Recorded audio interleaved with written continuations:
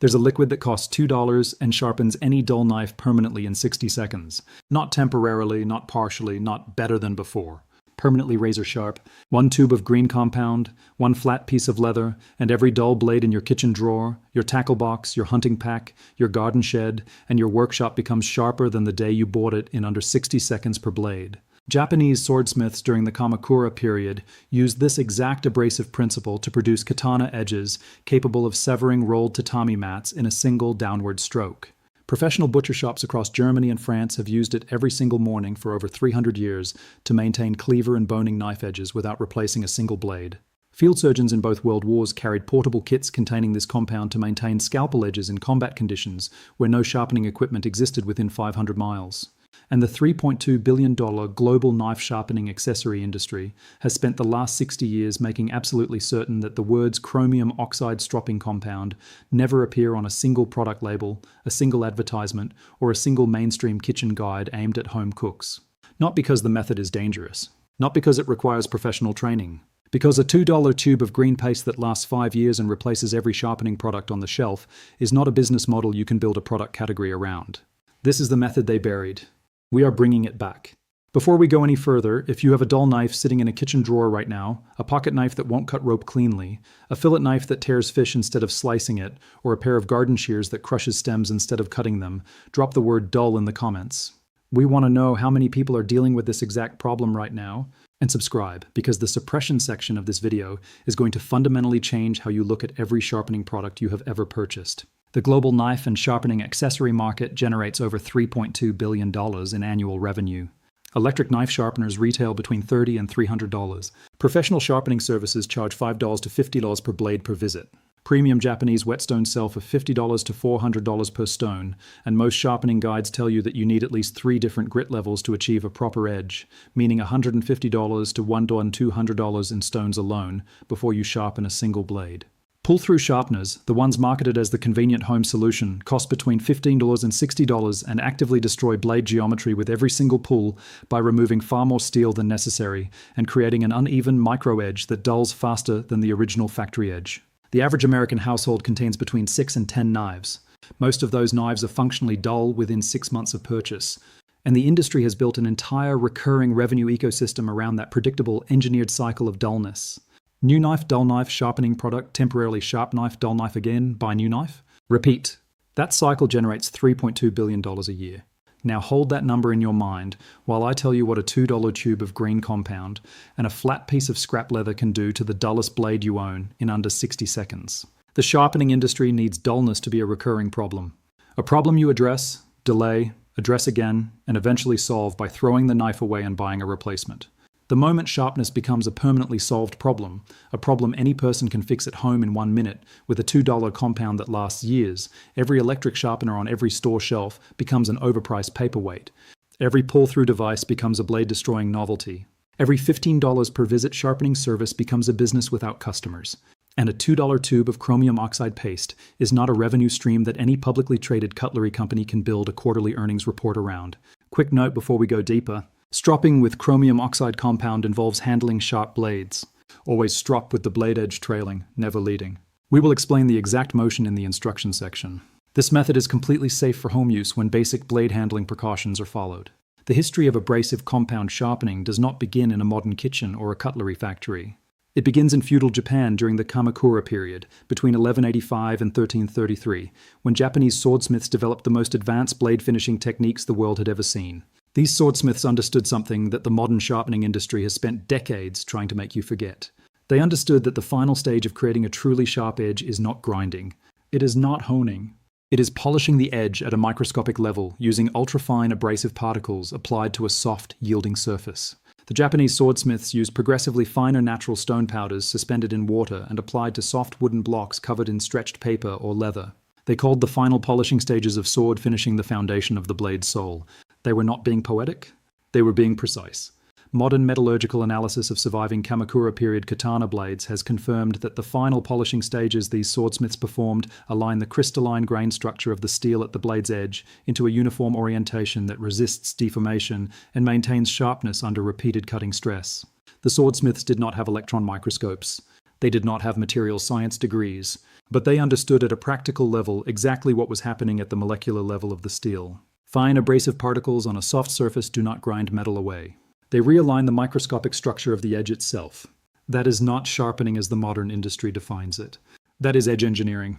And a $2 tube of chromium oxide compound does exactly the same thing. By the 1700s, European barbers had independently arrived at the same principle through an entirely different tradition.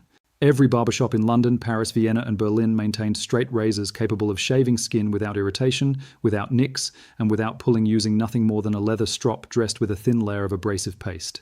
The most common compound was chromium oxide, a fine green powder that costs pennies per gram in bulk and produces an abrasive particle size of approximately 0.5 microns. For reference, the finest grit Japanese waterstone available at premium retail, the stones that sell for $300 to $400 each, produces a scratch pattern of approximately 0.5 to 1 micron. A $2 tube of chromium oxide paste on a $3 piece of scrap leather produces the same effective finishing grit as a $400 Japanese waterstone. The same grit, the same result, the same molecular level edge realignment. One costs $400, the other costs $2. The barbers knew this in 1720. Every professional straight razor user on earth still knows it today. The kitchen knife industry has spent 60 years making sure that knowledge never crossed from the barbershop to the kitchen counter. The European butcher tradition confirms this even more directly.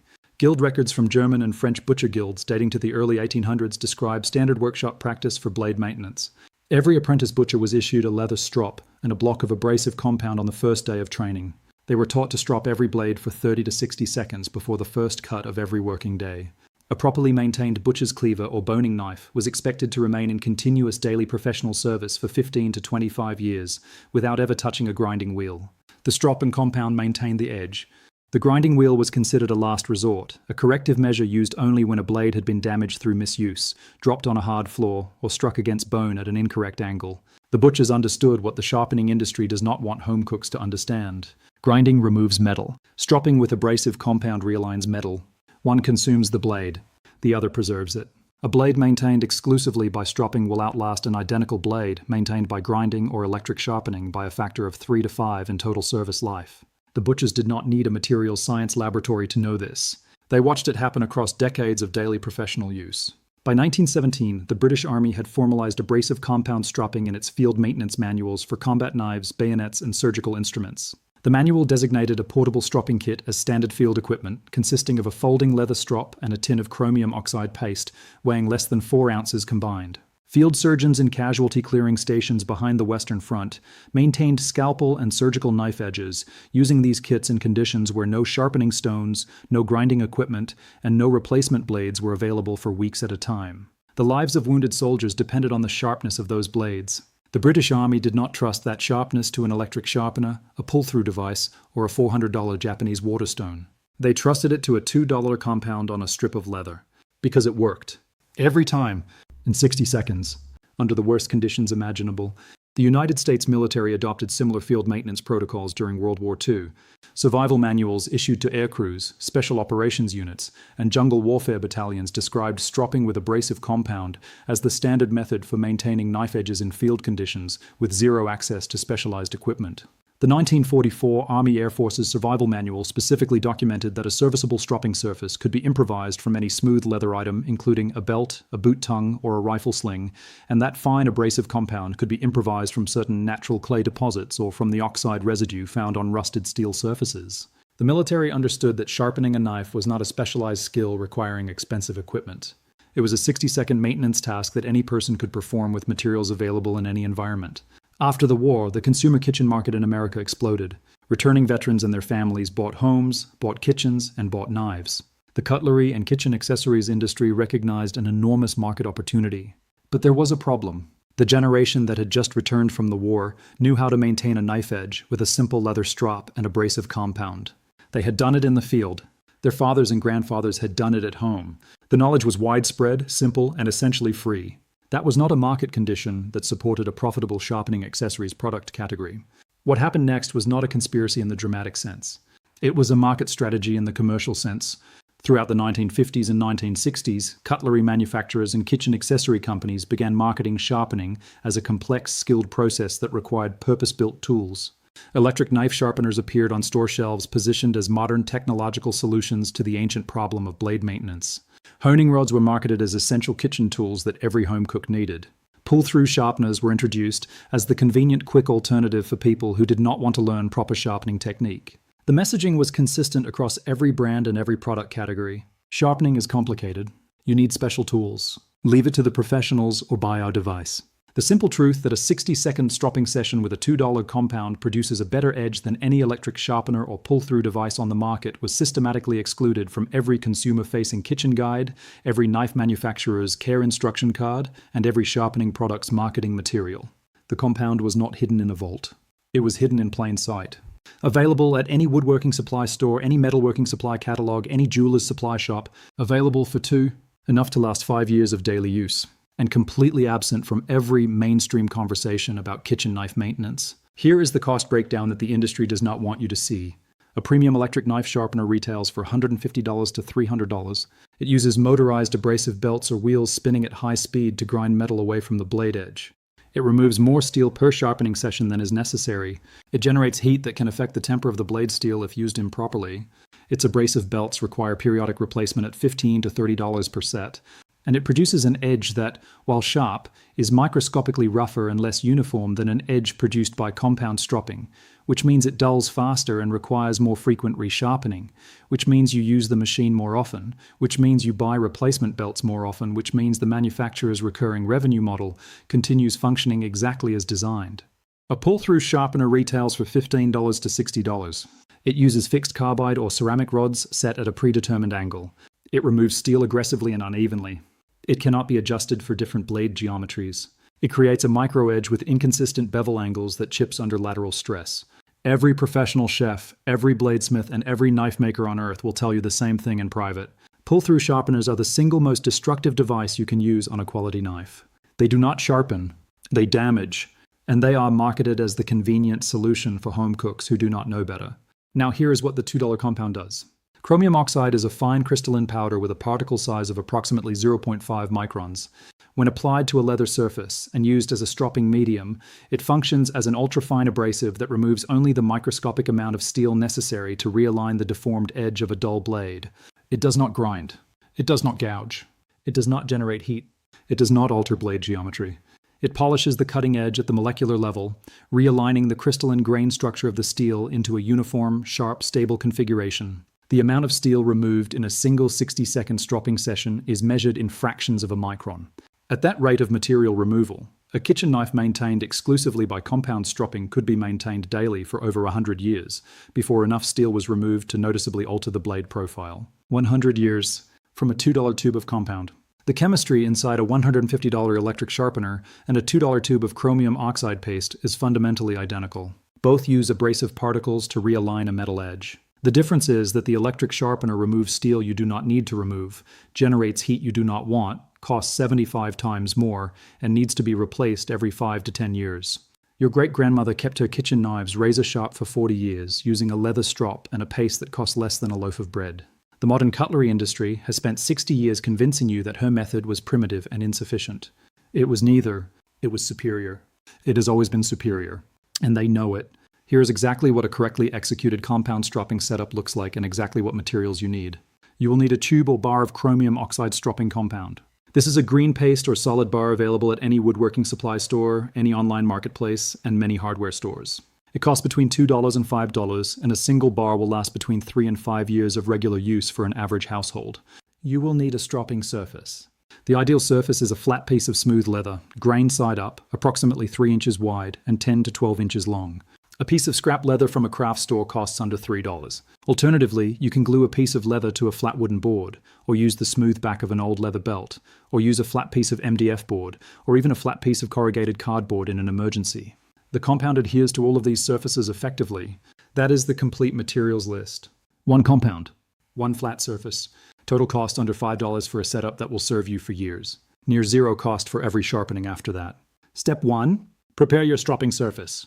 Lay your leather piece flat on a stable surface or hold it taut with one end anchored under a heavy object. Take your chromium oxide bar or paste and rub it firmly across the leather surface in overlapping strokes until the entire surface is covered with a thin, even green film. The surface should look uniformly green, with no bare leather patches visible. You do not need a thick layer. A thin, even coating is correct. If you see clumps or heavy buildup, you have applied too much. Spread it evenly with your fingertip. This application will last for multiple sharpening sessions before you need to reapply. The compound should feel slightly waxy to the touch on the leather surface. That is correct. Step 2. Establish your blade angle. Hold your knife with the blade edge facing away from you. Place the spine of the blade flat on the stropping surface, then raise the spine until the cutting edge makes contact with the leather. For most kitchen knives, this angle will be approximately 15 to 20 degrees. For outdoor hunting and utility knives, use approximately 20 to 25 degrees. If you have never measured a blade angle before, here is a simple physical reference. Place 2 coins stacked together under the spine of the blade near the heel. The gap created between the spine and the leather surface approximates 15 to 17 degrees for an average kitchen knife blade width. That is close enough. Perfection is not required. Consistency is. Pick your angle and hold it steady throughout the stropping motion. Step 3. The stropping motion. This is the single most important instruction in this entire video. You must strop with the blade edge trailing, never leading. This means you draw the knife backward across the leather so that the spine leads and the cutting edge follows behind. If you push the blade edge first into the leather, you will cut the leather and dull the blade further. Edge trailing. Always. Here is the motion. Place the blade at your chosen angle near the far end of the strop with the edge facing you. Draw the blade smoothly toward you in one continuous stroke, maintaining consistent angle and light pressure. When you reach the end of the strop, flip the blade over and draw it in the opposite direction to strop the other side. That is one complete pass. Perform 10 to 15 complete passes, alternating sides with each stroke.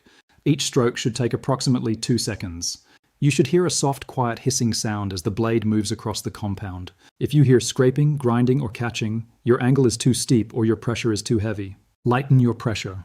The compound does the work, not your arm. After 10 to 15 passes, you will notice faint dark gray lines appearing on the green compound surface. Those lines are microscopic amounts of steel being polished away from the blade edge. This is correct and expected. It means the compound is working. Step 4. Test your edge. You will now perform 3 escalating sharpness tests. First, the paper test. Hold a single sheet of standard printer paper by one corner and draw the blade downward through the paper at a slight angle. A properly stropped edge will slice through the paper cleanly and silently with 0 tearing, 0 catching, and 0 resistance. If the paper tears or the blade catches, return to the strop for 5 additional passes per side and retest. Second, the tomato test. Place a ripe tomato on a cutting board. Rest the blade edge on the tomato skin and draw it gently across with 0 downward pressure. The weight of the knife alone should be sufficient to slice through the tomato skin cleanly. If you need to press down, the edge needs more stropping. Third, the arm hair test. Hold the blade at a shallow angle approximately 1 inch above the skin on your forearm and draw it lightly across the hair. A properly stropped edge will shave arm hair cleanly, just like a razor. This is the barber's test. They have used it for 300 years. If your blade passes all 3 tests, your edge is at professional sharpness. If it passes the paper test but not the tomato or arm hair tests, perform 10 additional stropping passes and retest. Step 5. The maintenance protocol. This is the step that makes the sharpness permanent, and it is the step that the sharpening industry cannot afford for you to understand. Here is the truth about how knife edges actually dull. When you cut food, the microscopic cutting edge of the blade does not wear away evenly. It deforms. It bends. It folds over to one side at a level too small to see with the naked eye, but large enough to dramatically affect cutting performance. That microscopic deformation is what you experience as dullness. The steel is still there. The edge geometry is still there. The edge has simply folded over. A 60-second stropping session realigns that folded edge back to its original position. It does not remove the steel. It straightens it. That is why the method is permanent. Not because the blade never dulls, but because the 60-second correction can be performed every time you use the knife, indefinitely, for the cost of $2 worth of compound that lasts 5 years. Strop your kitchen knives for 60 seconds before each use, or once per week if you cook regularly. Strop your pocket knife for 60 seconds after each outing. Strop your hunting knife before and after each field dressing. Strop your garden shears at the beginning of each season. Every blade you own, maintained permanently for 60 seconds of effort and $2 of materials. That is not a sharpening technique. That is the elimination of dullness as a problem. A professional hunting guide in Montana began documenting compound stropping on his field knives in 2016. He had been replacing his primary skinning knife every 18 to 24 months due to edge degradation from repeated sharpening on a diamond stone system that cost $180.